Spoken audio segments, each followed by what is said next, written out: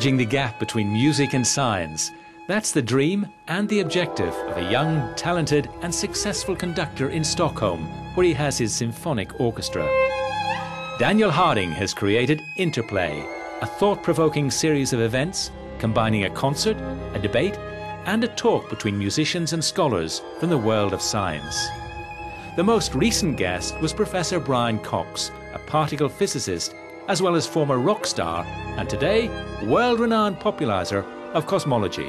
The soundtrack of the event were Mahler's Song of the Earth and a contemporary piece for violin and orchestra inspired by the Voyager space mission, an example of the mutual influence between the arts and science. What is life? Where does it come from? These are ancient philosophical questions. And the arts have always been one of the ways that humans have to deal with these questions. We've been through the periods of the great philosophers, and we had art and we had music that reflected these great ideas of mankind. Now we live in a time where the best answers that we, as a species, can produce to these most important questions come from science. So we can't afford to allow ourselves to become disconnected from science in the age of science.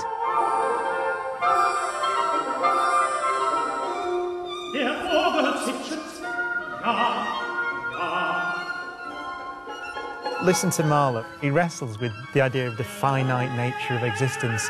And what's interesting is that I think that science and modern cosmology make that question more vivid. The scientific backdrop is different. But I think the question is the same. And it's what does it mean for a civilization or an individual to have a finite lifetime, potentially in an infinite universe, if we're the only civilization in the Milky Way galaxy, for example. It means that we're rare, which I think means that we're valuable.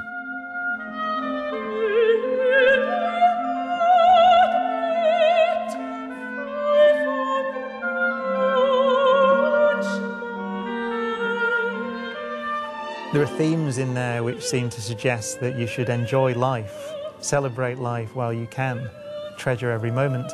And I think that's what modern science is telling us, actually, that unless we do something remarkable in terms of interstellar travel and colonising the galaxy, the whole of humanity is most likely to be transient.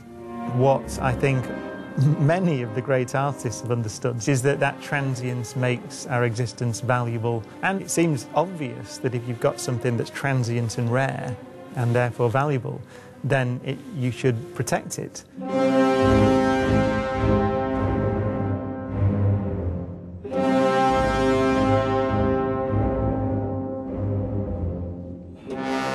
You can listen to the music as asking questions about the existence of the human race, or indeed of the universe itself. So I find that listening to music that can be 100 years old or more actually can be extremely relevant in trying to understand what new discoveries actually mean.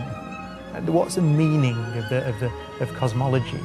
Well, Mahler can help you, because there's similar questions to what's the meaning of my single life.